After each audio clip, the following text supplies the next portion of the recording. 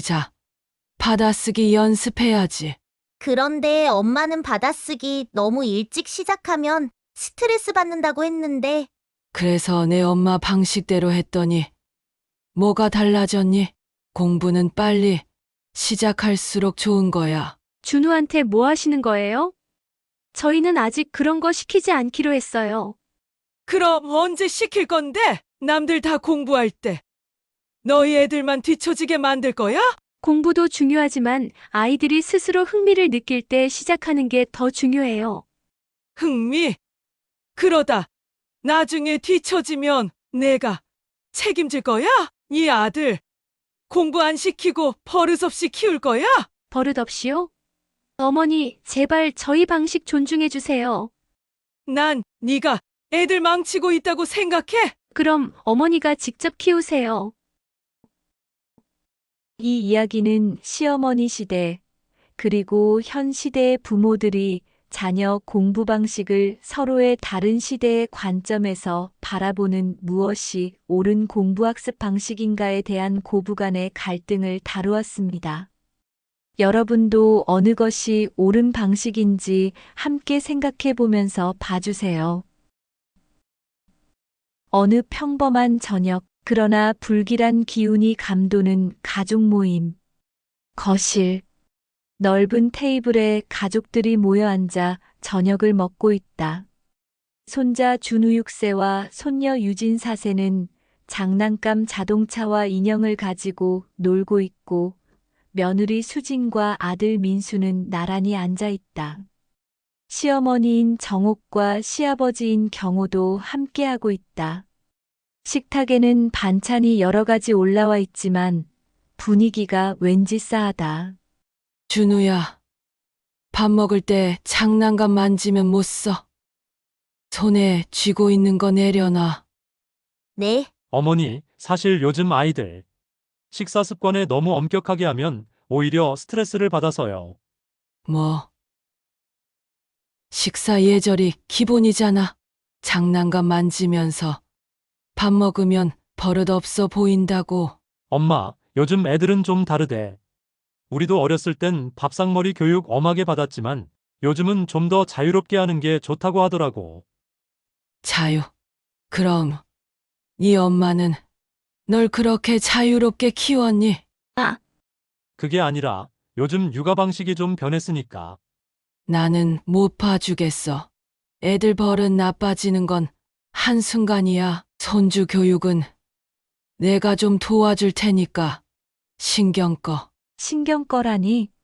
이건 그냥 돕겠다는 수준이 아니다. 본격적인 개입 선언이다. 저녁 식사가 끝나고 수지는 부엌에서 설거지를 하고 있다. 뒤에서 정옥이 슬그머니 다가온다. 수진아, 네, 어머니. 애들 교육 문제 말이야. 네. 솔직히 말해서 네가 애들 너무 풀어 키우는 것 같아. 어머니, 저도 나름대로 신경 써서 키우고 있어요. 신경 써서 키운다면서 애들이 말을 안 듣잖아? 준우는 밥 먹을 때 장난감 손에서 못 놓고, 유진이는 할머니가 뭐라고 하면 듣지도 않고. 그게 제대로 된 교육이야? 애들이 아직 어리잖아요. 어릴 때부터 잡아야 버릇이 바로 드는 거야. 그러니까 내가 도와줄 테니까 나한테 맡겨. 어머니 도와주신다는 건 감사하지만 저희 부부도 나름의 방식이 있어서요. 그래? 근데 그 방식으로 키우니까 애들이 버릇이 없어지는 거 아니야? 이 순간 수진의 속에서 무언가 끓어오르지만 겨우 참는다. 지금 반박하면 더 큰 싸움이 되겠지. 할머니 교육 대 부모 교육, 본격적인 갈등 시작. 다음 날 시어머니 정옥이 직접 행동에 나선다. 준우와 유진을 불러놓고 본격적인 할머니식 교육을 시작한다. 준우야, 유진아, 이제 할머니가 여희한테 중요한 걸 가르쳐 줄 거야. 뭐요? 할머니? 첫째, 밥 먹을 때 장난감 안 만지기. 둘째, 어른이 말하면 바로 대답하기. 셋째, 어른한테 왜요? 라고 묻지 말기. 왜요? 방금 뭐라고 했어? 왜요? 아까 할머니가 뭐라고 했어? 어른한테 왜요? 라고 묻지 말라고 했지. 근데 엄마랑 아빠는 왜? 라고 물어보라고 가르쳐 줬는데요. 엄마랑 아빠가 그렇게 가르쳤다고? 아니, 애들 교육을 대체 어떻게 시킨 거야? 그 순간 수진이 이 광경을 목격하고 얼굴이 굳어진다. 어머니, 지금 뭐 하세요? 애들 교육하는 거야. 어머니, 저희가 가르치는 방식이 있어요. 아이들이 왜? 라고 질문하는 건 스스로 사고력을 기르기 위해서 중요한 과정이에요. 사고력. 어른한테 반항하는 걸 사고력이라고 해? 어머니, 반항이 아니라 어쨌든 내 손주들 내가 제대로 가르칠 거야. 요즘 애들은 너무 버릇없어. 수진의 얼굴이 차갑게 굳어진다. 이것은 단순한 의견 차이가 아니다. 육아의 주도권 싸움이 시작된 것이다. 몇 주 후, 주말 오후. 거실에는 준우와 유진이 앉아 있고 시어머니 정옥이 앞에 앉아 있다. 분위기가 심상치 않다. 자, 다시 한번 해봐. 밥 먹을 때 뭐 하면 안 된다고 했지? 장난감 만지면 안 돼요. 그래. 그리고 어른이 말씀하시면 바로 대답해야 해요. 아주 좋아. 이제 할머니 말 잘 듣는 착한 아이들 됐다. 이때 며느리 수진이 거실로 들어오다가 이 광경을 목격한다. 어머니, 지금 뭐 하시는 거예요? 뭐긴 뭐야. 애들 교육하는 거지. 이렇게까지 강압적으로 하실 필요가 있나요? 아이들이 위축된 거 안 보이세요? 강압적. 나는 교육을 제대로 시키고 있는 거야. 네가 너무 애들한테 봐주니까 버릇이 이렇게 됐잖아. 어머니, 저는 아이들이 스스로 생각하고 판단할 수 있도록 가르치는 거예요. 무조건 시키는 대로 하는 게 교육이 아니에요. 그럼 내 방식대로 키운 결과가 지금 이거야? 아이들이 어른 말에 대답도 안 하고 자기들 하고 싶은 대로만 하잖아. 그게 아니라 아이들에게 자율성을 주는 거라고요. 거실 공기가 얼어붙는다. 준우와 유진은 위축된 표정으로 두 사람을 바라본다. 그날 저녁, 부부 침실. 수진은 화가 난 얼굴로 침대에 앉아 있고 남편은 난처한 표정으로 옆에 앉아 있다. 난 정말 이해가 안 돼. 왜 어머님이 이렇게까지 개입하려는 거야? 어머니도 그냥 도와주려고 하시는 거야. 너무 나쁘게 생각하지 마. 도와주신다고? 이건 그냥 육아 주도권을 가져가겠다는 거잖아. 근데 솔직히 엄마 말도 틀린 건 아니잖아. 뭐? 지금 당신 엄마 편 드는 거야? 아니, 그게 아니라 그냥 너무 심하게 싸우지는 말자는 거지. 난 싸우는 게 아니라 우리 아이들을 지키려는 거야. 당신은 어머님이 애들한테 무조건 복종을 강요하는 게 옳다고 생각해?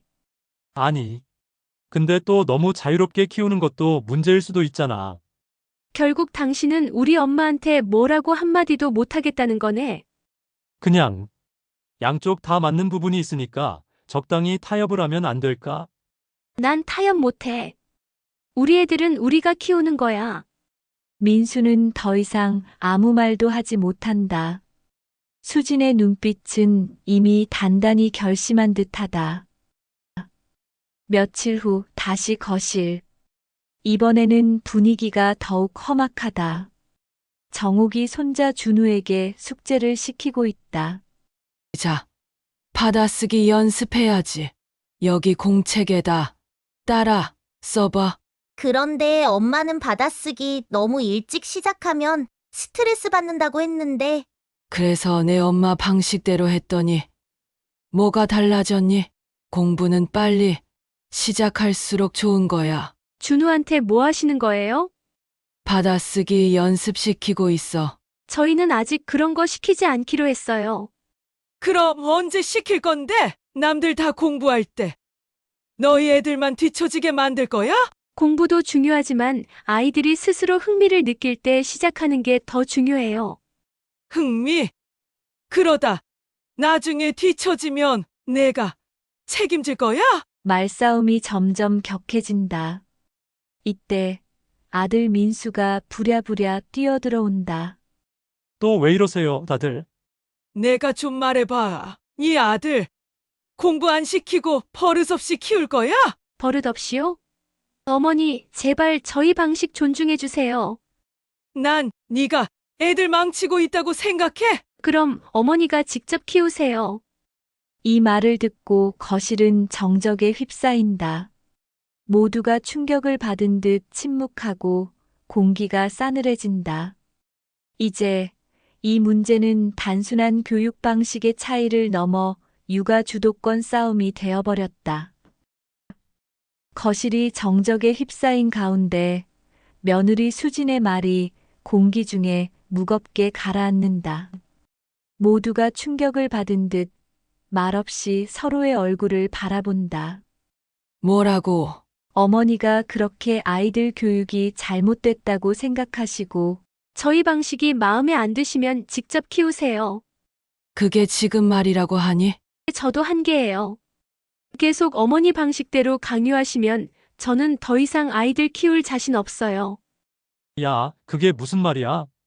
말 그대로야.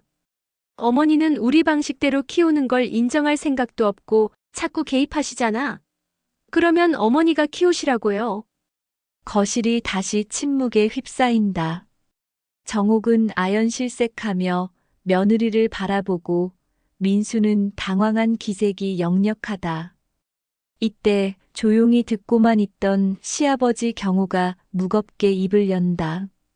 다들 이러지들 마라. 가족끼리 싸워서 뭐 하겠어. 당신은 좀 가만히 있어. 지금 며느리가 뭔 소리를 하는지 들었어? 들었어. 근데 솔직히 당신도 너무 나섰어. 뭐라고? 애들 키우는 건 부모가 하는 거지. 할머니가 하는 게 아니잖아. 내가 가만히 있었으면 저 애들이 이 모양 이 꼴이 됐겠어. 이 모양, 이 꼴. 저희 아이들 잘 크고 있습니다. 어머니 눈에 안 차서 그렇죠. 그래. 한번 보자. 너네 방식대로 키워서 얼마나 잘 되는지 두고 보자고. 정옥은 화가 잔뜩 난 채 방문을 쾅 닫고 들어가 버린다. 남겨진 사람들은 서로 어색하게 바라보지만 이 갈등이 쉽게 해결될 리 없다는 걸 모두가 직감하고 있다. 며칠 후, 정옥은 여전히 화가 풀리지 않은 상태다. 그런데 다음 날 아침 갑자기 며느리 수진에게 전화를 건다. 그래. 내 말대로 한번 해보자. 내가 키워볼 테니까. 네. 내가 그렇게 힘들다며? 애들 교육도 제대로 못하겠고, 내가 간섭하는 것도 싫고. 그럼 아주 내가 키우면 되겠네. 어머니, 그건 뭐야? 너야말로 말뿐이었니? 난 진심이었는데. 수지는 속이 부글부글 끓지만 순간 머릿속으로 복잡한 생각이 스쳐 지나간다. 정말 어머니가 키우게 하면 어떻게 될까? 차라리 한번 당해보시라고 해. 하지만 그러다가 아이들이 힘들어질까봐 걱정된다. 어머니, 저는 그런 뜻이 아니었어요. 난 아주 환영인데, 내가 키우면 최소한 너희 애들처럼 버릇없이 크진 않을 거야. 수지는 잠시 침묵한다. 지금 이 상황을 어떻게 수습해야 할까? 이 갈등은 더 깊어지고 있었다. 그날 저녁 정옥은 준우와 유진을 불러앉히고 본격적인 할머니식 교육을 선언한다. 준우야, 유진아, 오늘부터 할머니가 너희를 직접 교육할 거야. 네. 엄마랑 아빠는요? 엄마 아빠는 너무 바빠서 너희를 제대로 못 키우니까 할머니가 도와주기로 했어. 그럼 할머니가 엄마야? 아니. 하지만 엄마보다 더 엄격할 거야. 엄격하게요. 앞으로 밥 먹을 때 TV 안 돼. 게임 안 돼. 하루 30분 책 읽기 필수. 그리고 받아쓰기. 매일 연습. 준우와 유진의 얼굴이 순식간에 어두워진다. 이거 뭔가 잘못됐다는 걸 본능적으로 깨닫는다. 할머니, 저 엄마랑 있고 싶어요. 나도. 뭐. 아니. 너희 엄마랑 있으면 좋긴 한데. 버릇이 없잖아. 할머니랑 있으면 똑똑한 아이가 될 수 있어. 근데 엄마랑 아빠는요? 너희를 더 잘 키우려면 할머니 방식이 필요해. 이 말을 들은 준우와 유진은 결국 울음을 터뜨린다. 상황이 예상과 다르게 흘러가자 정옥도 순간 당황한다. 다음 날 아이들의 울음이 끊이질 않자 결국 수진이 폭발하고 만다. 거실에서 정옥과 다시 한번 마주 앉는다. 어머니, 이러는 건 아니죠. 아니. 내가 그러라고 했잖아. 내가 키워보라고. 저는 진짜 어머니가 해보시고 나서 깨닫길 바랐어요. 근데 지금 보세요. 애들이 얼마나 힘들어하는지 안 보이세요? 그냥 버릇 좀 잡아주려는 거였어. 그러니까요. 어머니 방식이 요즘 애들에게 안 맞아요. 우리 애들은 규율보다 사랑을 먼저 배워야 해요. 난 그냥 잘 키우고 싶었을 뿐이야. 정옥의 목소리가 흔들린다. 사실 그녀도 아이들이 힘들어하는 모습을 보고 뭔가 잘못됐다는 걸 느끼기 시작한 것이다. 저희 방식이 틀린 건 아니에요, 어머니. 그냥 다를 뿐이에요. 며칠 후 거실. 정옥은 묵묵히 앉아 손자 준우와 손녀 유진을 바라보고 있다.